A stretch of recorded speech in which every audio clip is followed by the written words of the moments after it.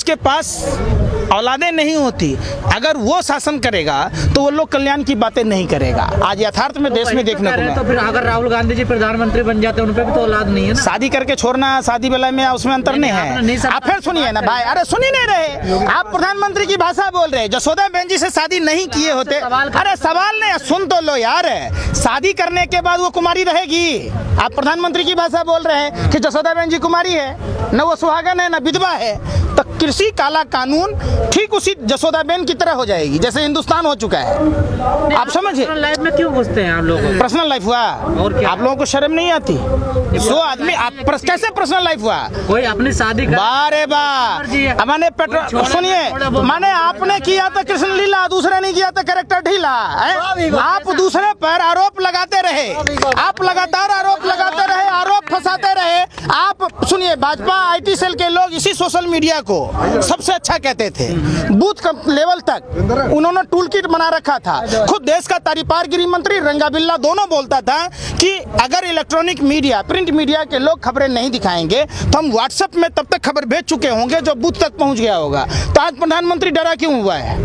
क्यों यह सरकार, भाजपा की सरकार डरी हुई है कि सोशल मीडिया पर बैन लगाने के लिए प्रस्ताव पास करने जा रही है? क्यों बैन कहाँ लगा? अरे सुनिए ना, सब चल रहा है, तमाम सोशल एक्टिविस्टों को जेल के अंदर डाला जा रहा है। आप तमाम जो लोग विरोध में बोलते हैं, विरोध में लिखते हैं, अभिषेक शर्मा की नौकरी कैसे गई? आप सुनिए ना, अरे भाई विरोध में बोलते हैं। हाँ, तो बोलते हैं तो क्या कम हमले होते हैं क्या?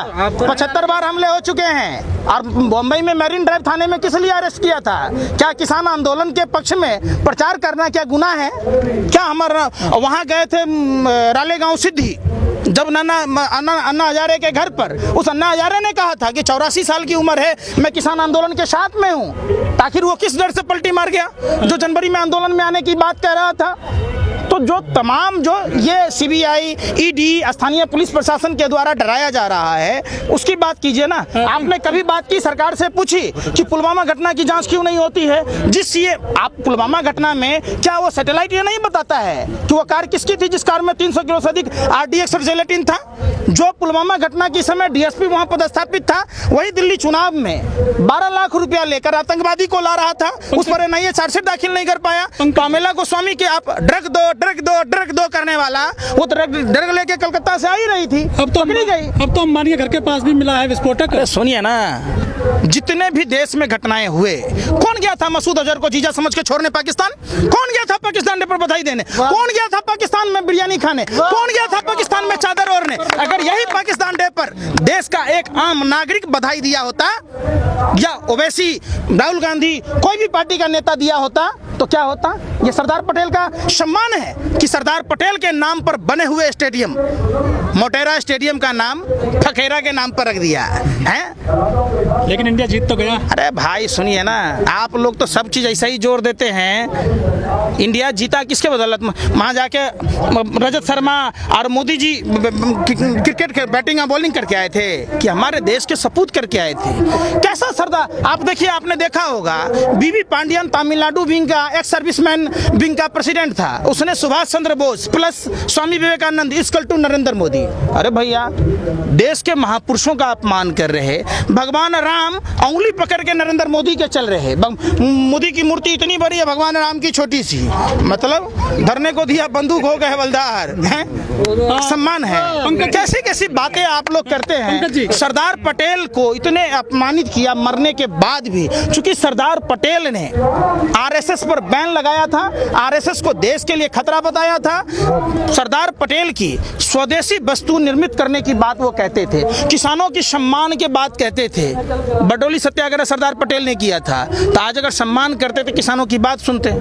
भगवान श्री की बात तो बाबा रामदेव भी करते हैं। आप चाइना से जो मूर्ति हैं, बोलिए, अगर योग से बीमारी दूर होती तो बाबा रामदेव, कोरोनिल की फर्जी दवा, स्वास्थ्य मंत्री और नितिन गडकरी जैसे मंत्री के बीच में जो उन्होंने लॉन्च किया था, आईएमए के डायरेक्ट बावजूद उन्होंने WHO का फर्जी आंकड़ा पेश किया था, तो क्या उस पर कार्रवाई नहीं होनी चाहिए थी? जब योग से बीमारी ठीक हो जाता तो इनको हॉस्पिटल में भर्ती होने की जरूरत क्या पड़ी? अरे भाई सुनो तो सही, होनी चाहिए ना। बालकृष्ण और बाबा रामदेव एम्स में इलाज कराने क्यों गया?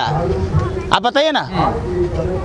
आप लोग सवाल सरकार से पूछ, आप सवाल अरे फिर वही बात, स्वदेशी की बात करते हैं नहीं बाबा रामदेव, करते हैं नहीं करते है? स्वदेशी की बात करते हैं, बाबा रामदेव नहीं करते। बाबा रामदेव धर्म के साथ जोड़ के सब चीज स्वदेशी हो गया, अब बाकी दूसरा अगर बनाता है तो वो विदेशी हो गया।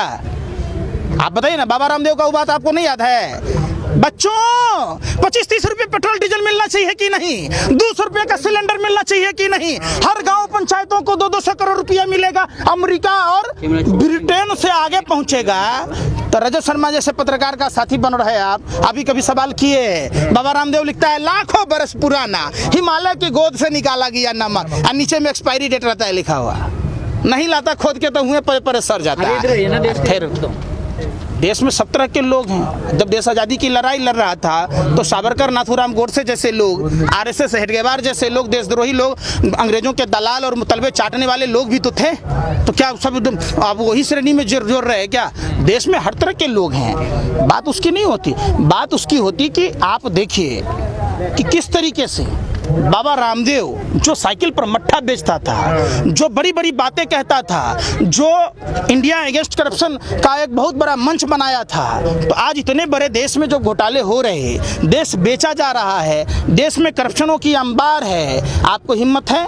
अजीत डोभाल जी फाउंडर मेंबर हैं स्वामी विवेकानंद इंटरनेशनल फाउंडेशन के, जिसमें चाइना की 9 संस्थाओं ने, विदेश की कई संस्थाओं ने चंदा दिया। देश को अस्थिरता में लाने वाले लोग, जब देश विश्व की तीसरी महाशक्ति थी, हमारी जीडीपी अमेरिका जैसे देश घबरा रहे थे, एक साजिश के तहत उस विकास को रोका गया, विनाश की ओर ढकेला गया। सिर्फ MS गोवलकर आरएसएस के द्वितीय गुरु, आप जाके आरएसएस के कार्यालय में किताब खरीदे, फिर अमेरिका की चाल रही है, देश की जनता नहीं जानती, वोट तो देश की जनता ने दिया ना। आप बरगला दीजिएगा, सुनिए ना, देश में विनाश और हमें विकास चाहिए, इसलिए तो मोदी जी को लाए बोलो। तो ये तो वही ना बात है, घाट घाट पर बानी बदले कोस कोस पर कपड़ा, हर प्रदेश में लंबी लंबी फेंके, इसी का नाम है नरेंद्र दामोदर दास मोदी।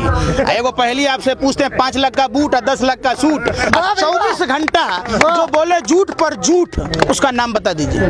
किसी से पूछे सब बता देगा, सब जानता है नरेंद्र मोदी। एक बात आप सच बताइए, जो प्रधानमंत्री ने कहा हो और वो किया हो, प्रधानमंत्री ने फिर जैसा बोला, देश का विश्वास तो उन्हीं पे करती है ना। विश्वास कहाँ करती है? विश्वास करती तो आंदोलन पर है। सारा ईवीएम का कमाल है, आप समझिए। राजस्थान में ईवीएम का कमाल था, पंजाब में ईवीएम क्या ईवीएम? छोटे छोटे चीजों पर जहां से, अरे सुन तो लीजिए ना, दिल्ली में हाईजैक करने की कोशिश की गई, टीवी में ट्रेंड चलाया गया। ये तो शुक्र हो कि दिल्ली के जो आम आदमी पार्टी के कार्यकर्ता थे, उन्होंने स्ट्रांग रूम की रखवाली की। अगर नहीं की होती तो आंकड़े हेर फेर हो जाते। जैसे बिहार में आपने देखा होगा, इलेक्शन कमीशन ने 119 सीटों पर राष्ट्रीय महागठबंधन के लोगों को जीत दर्ज कराई थी, लेकिन बाद में फैसले पलट दिए गए, 110 को ही सर्टिफिकेट दी गई। प्रधानमंत्री जी 12 बजे बधाई देते हैं नवनिर्वाचित विधायकों को और इलेक्शन कमीशन 1 बजे देता है। तो ये रिश्ता क्या कहलाता है?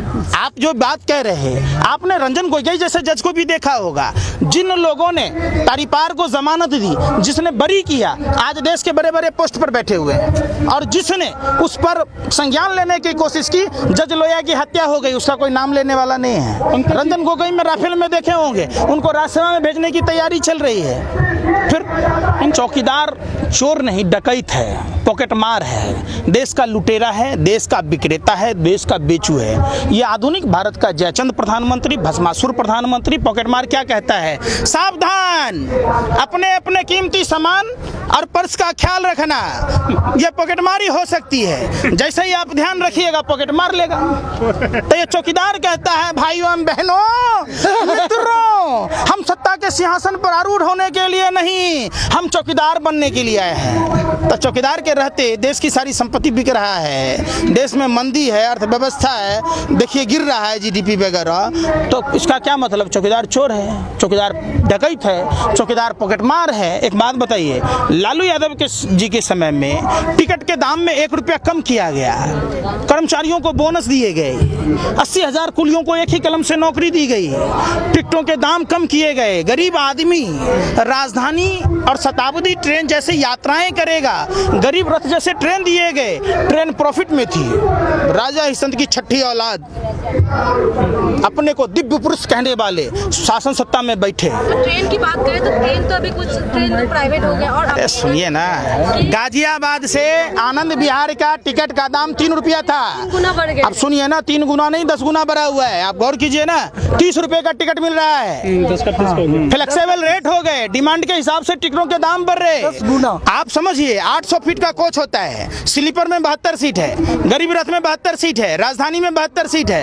राजधानी में कोरोना के नाम पर खाना नहीं दिया जा रहा है, चादर नहीं दिया जा रहा है, टिकट का दाम 2500 से 3000 उसले जा रहे हैं। ट्वीट करके बता रहे हैं कि लोग ज्यादा भीड़ ना लगे इसलिए टिकट का रेट बढ़ा रहे हैं। स्लीपर में बैठेगा तो कोरोना हो जाएगा, राजधानी में बैठेगा तो कोरोना नहीं होगा। यही बात है। अफसोस इस बात का नहीं है कि धर्म का धंधा हो रहा है, अफसोस इस बात का है कि पढ़ा लिखा इसमें अंधा हो रहा है। आप समझिए 800 फीट का कोच है, स्लीपर में बैठेगा तो कोरोना हो जाएगा, थर्ड एसी राजधानी में बैठेगा तो कोरोना नहीं होगा, मतलब सीट सेम है। समझ रहे हैं ना, कैसी कैसी बातें आप लोग समझाते हैं कि आप जब मीडिया के लोकतंत्र का चौथा स्तंभ कहा जाता है, आप लोग सवाल नहीं पूछ पाते। आप लोग जब इस तरीके की बातें करेंगे तो देश में आम आदमी का क्या होगा।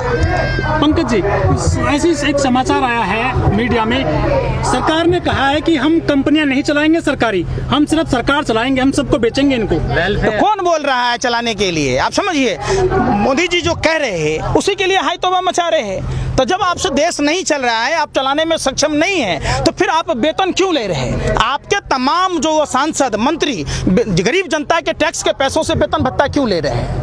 आप निजीकरण का हम जो कर रहे हैं कि आदमी कर्मचारी काम नहीं कर रहा तो आप कर रहे हैं, तो रेल मंत्री काम नहीं कर रहा, उसे रेल मंत्रालय नहीं चल रहा, तो रेल मंत्री वेतन क्यों लेगा, आवास क्यों ले। सुनिए ना, सवाल तो ये भी उठता है ना, जब आपसे बैंक नहीं चल रहा तो वित्त मंत्री का क्या काम है, वो क्यों सैलरी ले रहा है। राष्ट्रहित में छोड़ दीजिए, देश के लिए वेतन लेना छोड़ दीजिए, पेंशन लेना छोड़ दीजिए। देश में जो कर्मचारी है जो इतने सालों काम करेगा तो उसका पेंशन आप खत्म कर दिए।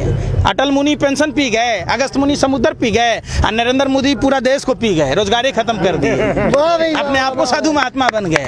इससे काम होता है बताइए ना आप। जो पुलिस में सेना में लोग हैं जो जान पर खेल कर हमारे देश को चलाते हैं, मजदूरी करते हैं, उनको पेंशन नहीं मिले। ये हराम के खाने वाले जिनसे देश नहीं चल रहा है, बैठ के 5 स्टार होटल में रहेंगे, हवाई यात्रा करेंगे, राजधानी का किराया लेंगे, पेंशन लेंगे, सब कुछ लेंगे, कहेंगे हम देशभक्त हैं। तो देशभक्ति दिखाना दो कि देश में पैसों की कमी है। एक बात बताइए, देश के बजट में सब चीज में कटौती की गई, तो क्या नए संसद भवन बनाना जरूरी था, क्या 85-50 हजार करोड़ रुपए के फ्लाइट खरीदने जरूरी थे।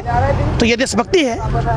मतलब आपके पास घर में बर्तन हांडा बेच के घर में कलर टेलीविजन लगा लीजिए, किडनी बेच के वो कार खरीद लीजिए। जब आप ही नहीं रहिएगा तो उस कार का क्या करोगे भाई, नए संसद भवन का क्या करोगे। जब देश में बजट पेश करने के पैसे नहीं है फिर भी आप उनको देशभक्त कह रहे हैं। देशभक्त है, देशभक्त है, वो तो उस तरह की बात हो गई हिटलर की तरह। जब तक जर्मनी पूरी बर्बाद नहीं हो गया तब तक लोग हिटलर को देशद्रोही नहीं समझ रहा था। आज नरेंद्र मोदी ने देशभक्ति की ऐसी परिभाषा पेश कर दी। सर, ट्विटर पर फिर से ट्रेंड चल रहा है 3 दिन से कि मोदी जी रोजगार दो, नौकरी दो। क्या युवा जाग चुका है। देखिए, युवा नहीं पूरा देश हतप्रभ है कि जिस तरीके से मोदी जी ने लगातार झूठ बोला धर्म के नाम पर। लोगों को यह उम्मीदें नहीं थी कि ये कालनेमी राक्षस, आधुनिक भारत का कालनेमी राक्षस, जिस तरीके से कालनेमी राक्षस ने भगवा वस्त्र पहनकर प्रभु श्री राम का नाम लेकर हनुमान जी को संजीवनी बूटी लाने से रोका था, ये वही कालनेमी राक्षस नरेंद्र मोदी है जो श्री राम का नारा लेकर भारत के विकास को अवरुद्ध किया। ये कलयुग का कालनेमी राक्षस है जिसने भारत के विकास को अवरुद्ध किया और धर्म को बदनाम करने की कोशिश की। कोई भी धर्म मानवता की बात कहता है और हिंदू धर्म तो सबसे पुरानी धर्म है जिस धर्म में हिंसा नफरत की कोई गुंजाइश नहीं है। सर, हमारे देश में पौने 2 करोड़ ट्विटर हैंडल हैं जो यूज करते हैं ट्विटर को। जो लोग उस पर कमेंट करते हैं वो खबरें बन जाते हैं, लेकिन 130-35 करोड़ के देश में जब पेट्रोल के दाम बढ़ते हैं तो कहते हैं कि देश आगे बढ़ रहा है, देश मजबूत हाथों में है और हमें कोई इसका फायदा फर्क नहीं पड़ता पेट्रोल महंगा होने से। कौन लोग करते हैं? आपने कभी उन लोगों से जाके पूछा जो 200 रुपये मजदूरी नहीं कमा पा रहे?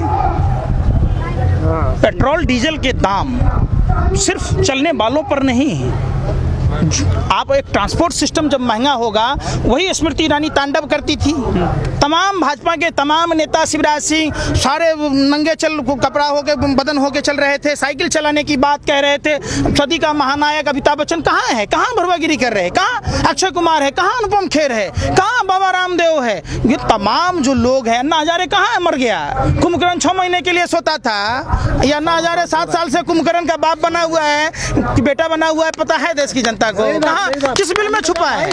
जब हम रालेगांव सिद्धि गए, अन्ना हजारे उम्र का हवाला देकर, ठंड का हवाला देकर 2-2 बार चिट्ठी लिखने की बात की, तो अन्ना हजारे किस बिल में, किस गुफा में छुपा है? मर गया कि जिंदा है, इसकी पता तो देश की जनता को पता है ना। आप ही मिल गए, उसने तो कहा था मैं जनवरी में आऊंगा, अब वो मुंह से बोला कि पिछवाड़े से बोला, ये तो फिर दोबारा जाने के बाद बताएगा ना कि अपने बात पर, जमीर पर जिंदा होना चाहिए। जिसके बात की नहीं गारंटी, उसके बाप की नहीं गारंटी, बात बोलनी चाहिए ना। सर आखिरी सवाल आपसे, अभी जो कृषि मंत्री हैं तोमर साहब, उन्होंने कहा है कि किसान बांस की खेती करें, इससे बड़ा फायदा होगा। कृषि मंत्री को ये पता ही नहीं है, उसके प्रोफाइल हलफनामे में देखेंगे, वो अपने आप को सोशल वर्कर बताते हैं। उनको यही नहीं पता कि गेहूं में कितना डीएपी लगता है, कितना पोटास लगता है, कितना यूरिया लगता है, कितनी लागत आती है। तो वही बात है ना, बंदर के हाथ में नारियल का फल। ये लोग बंदर हैं, ये लोग देशद्रोही लोग हैं, टुकड़े टुकड़े गैंग के लोग हैं, ये लोग देश के असली गद्दार सावरकर के लोग हैं, नाथूराम गोडसे के लोग हैं। इनको अहिंसा फैलाने का काम कहिए, हिंदू मुस्लिम का सिलेबस कहिए, भारत पाकिस्तान का महंगाई के मुद्दे पर एक बात बताइए, पाकिस्तान में 51 रुपए मिल रहा है, तो पाकिस्तान की चर्चा क्यों नहीं होती टीवी चैनलों पर? राम के देश में टमाटर महंगा, अरे बात, अरे आप पेट्रोल पंप का नहीं दिखाई दे रहा, अंधे हैं, पेट्रोल 51 रुपए मिल रहा है। और राम के देश में 100 रुपए के आसपास है, और सीता के देश में 53 रुपए है। सर, आप समझिए, और रावण के देश में 52 रुपए है। इतना चरम पर है महंगाई, पेट्रोलियम पदार्थ महंगे हैं, सिलेंडर महंगा है, लेकिन कांग्रेस क्यों खुल करके रोड पर नहीं आ रही है? अब ये तो कांग्रेस के लोग बताएंगे ना, हम कांग्रेस मतलब किसी पार्टी की नहीं है, तो मैं क्या बताऊं दूसरे की बात। हमको तो बचाव कर रहे थे। अरे हम तो नरेंद्र मोदी की तरह थोड़े ना है कि आपके थाली में झांक के देखेंगे। वाह भाई वाह। दूसरी की लुआई सबको अच्छा लगे, नरेंद्र मोदी को अच्छा लगता है, तो ये आप कह सकते हैं, हम थोड़ा ना कह सकते हैं ये बात।